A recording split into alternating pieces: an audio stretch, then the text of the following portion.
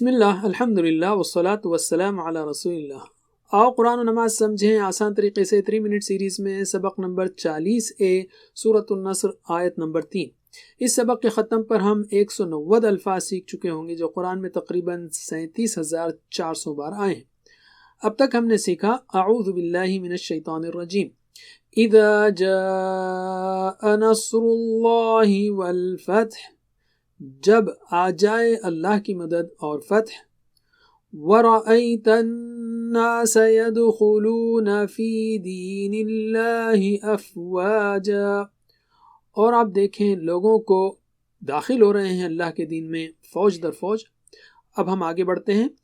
فَسَبِّحْ بِحَمْدِ رَبِّكَ وَاسْتَغْفِرْهُ، پس تسبیح بیان کیجئے اپنے رب کی حمد کے ساتھ اور مغفرت طلب کیجئے اس سے۔ یعنی پس یا پھر، سبح تسبیح بیان کیجئے، بحمدی تعریف کے ساتھ، حمد یعنی خوبیوں کا بیان، تسبیح نقائص کی نفی، بحمد ربی کا اپنے رب کی تعریف کے ساتھ، واستغفر اور مغفرت طلب کیجئے اس سے، وَمَنِ اور استغفر مغفرت طلب کیجئے کس سے؟ ہو اس سے، اور مغفرت طلب کیجئے اس سے۔ سبح یعنی سبحان اللہ کہنا، اس کا مطلب یہ ہے کہ اللہ تعالیٰ پاک ہے ہر قسم کے نقص، کمی اور عیب سے۔ حمد یعنی تعریف، پہلے آپ کہتے ہیں کہ اللہ پاک ہے نقص اور کمی سے، اور پھر آپ تعریف بیان کرتے ہیں اس کی۔ فسبح بحمدی، آپ کسی کی سچی تعریف کیسے بیان کر سکتے ہیں اگر آپ کو اس کی شکایت ہو، چاہے وہ کتنی چھوٹی کیوں نہ ہو؟ اسی وجہ سے ہم دیکھتے ہیں کہ اکثر سبحان اللہ کے بعد الحمدللہ آتا ہے۔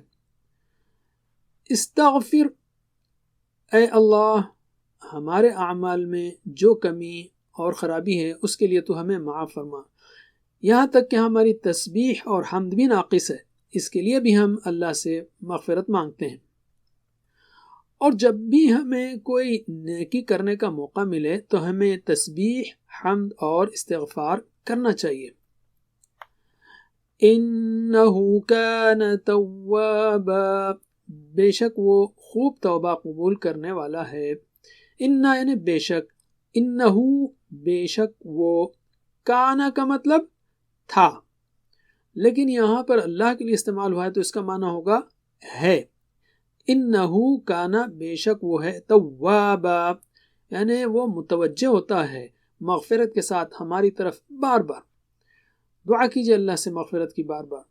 جب بھی اللہ کے نام یا اس کے کام کا ذکر ہو تو فوری ہم اللہ سے اس کانٹیکس میں دعا کر سکتے ہیں، جیسے یہاں استغفار و توبہ کر سکتے ہیں۔ بس اتنا ہی آج کے لیے، جزاکم اللہ خیر، والسلام علیکم ورحمۃ اللہ وبرکاتہ۔